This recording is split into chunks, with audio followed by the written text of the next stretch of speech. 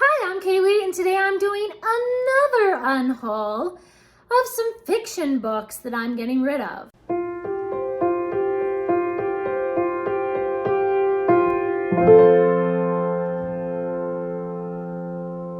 In case you can tell from all the unhaul videos that I've been doing recently, I have been trying to clear out some room on some of my bookshelves because everything is just piling up and it's getting really ridiculous. Everything is just kind of piling up all on top of each other, and I finally just said, okay, that's it. We've got to make some of the difficult decisions.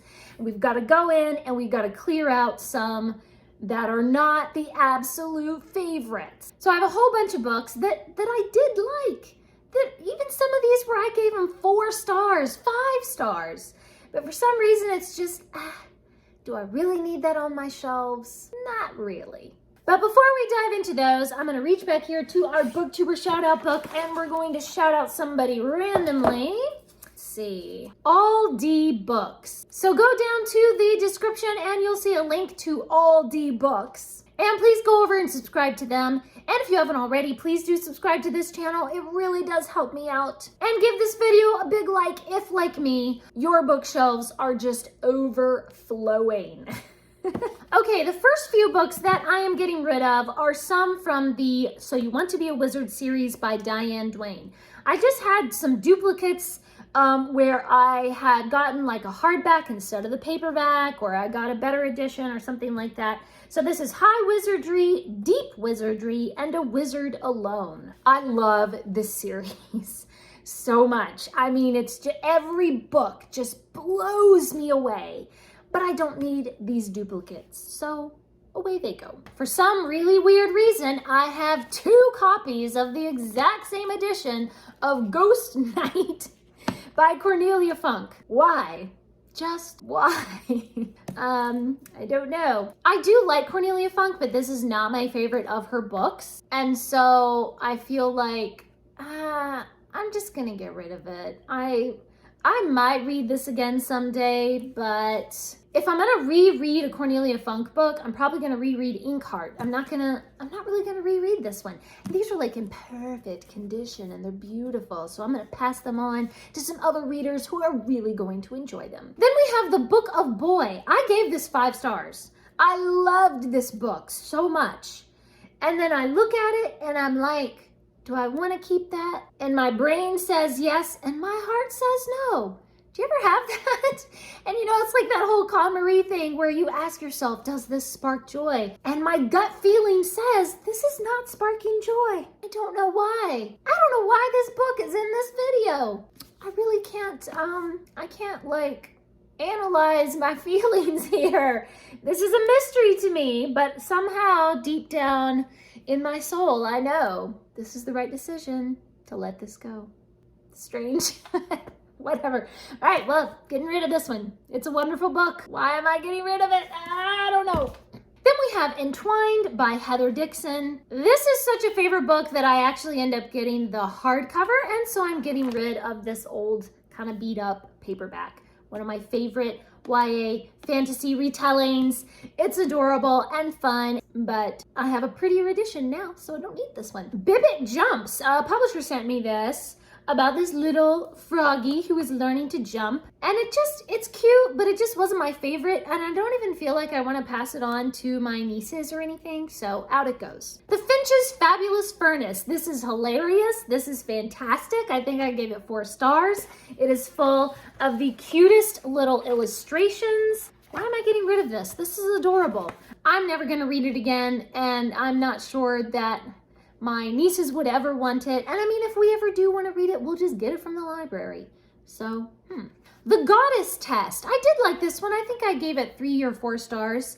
I thought this was a really fun Persephone and Hades retelling and everything. I never did read the rest of the series though, because I heard the rest of the series isn't as good. But I'm never gonna reread this. This was fun, but I don't really need it on my shelves. This one is a little bit difficult to let go of because it is about a girl who is a musician. And I loved the parts about music in this. It was really touching and beautiful. But the plot wasn't really as cohesive as it could have been.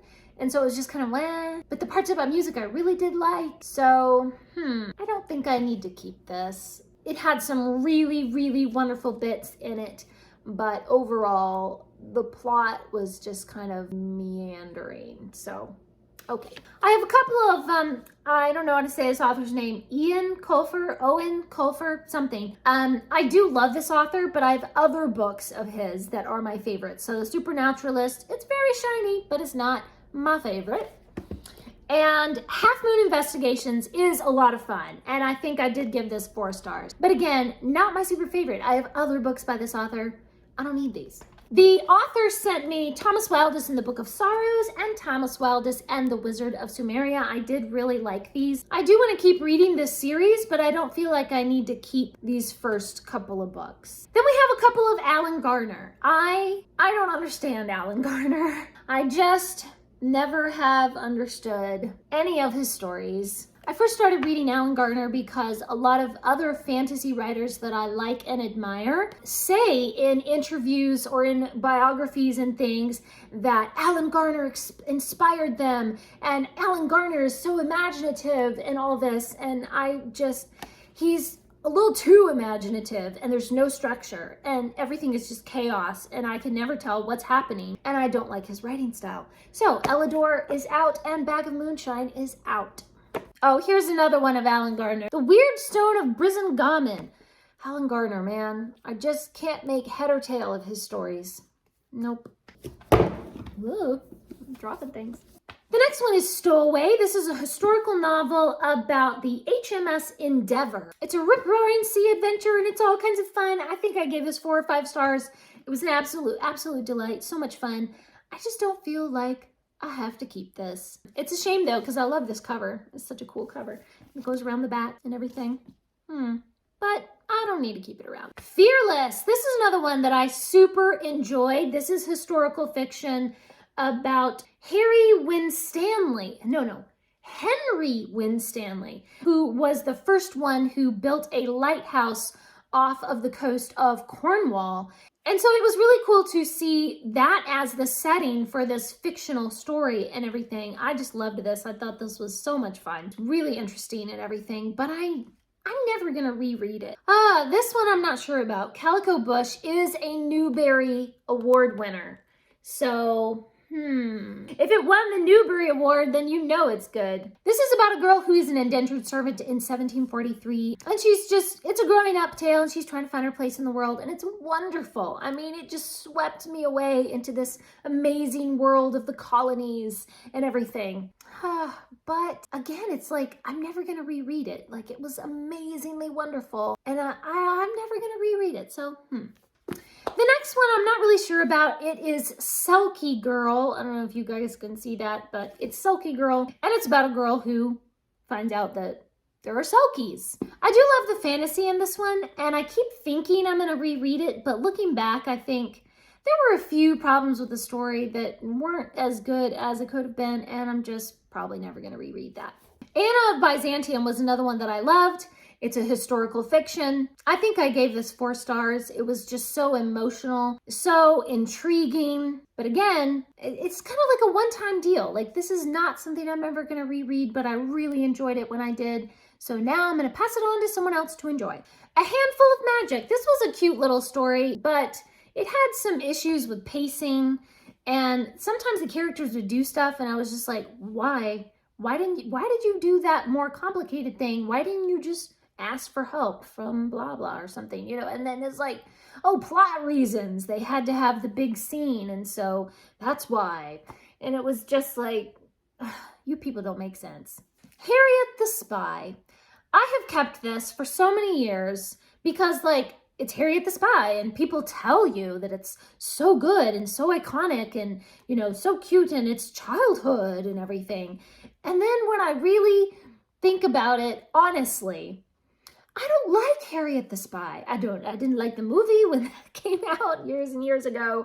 I don't like this book. I don't like Harriet. I think she's a nosy busybody, and she's really just kind of a jerk. So, I don't like Harriet. That's all. Shakespeare's Scribe. This is another historical fiction, and the Black Death is coming. The Black Plague is coming to London, and Shakespeare and the Globe Theater and the stuff like that. And when I look at this, maybe it's the ugly cover, I don't know, but I feel like I should want to read this, but I don't. Then I have 5 books in the Kitty Hawk series by Ian Redding. These are YA mysteries, and they're fantastic. I think I gave every single book like 4 and 5 stars. Really, the first book, Kitty Hawk and the Yukon Gold, was actually my favorite one. And then the other ones were good too. But I think it's time to let these go. Somebody else will enjoy these. And then 2 other books from the same author. I have the Guild, okay, what is this? The Guild of the Wizards of Waterfire. I liked this one, but again, I'm never going to reread it. I don't feel the need to hold on to it. And the Dragon of the Month Club. This was an exciting book. I did like this one, but again, I just don't need to keep it. Okay, those are all of the fiction books that I'm unhauling. I'm also doing a video of the nonfiction and the classics that I'm unhauling, so be sure to go over and watch those as well. I am clearing out some space. Yes, feels good to have some things cleaned out. Thanks for watching. Please subscribe, and remember, the right book in the right hands at the right time can change the world.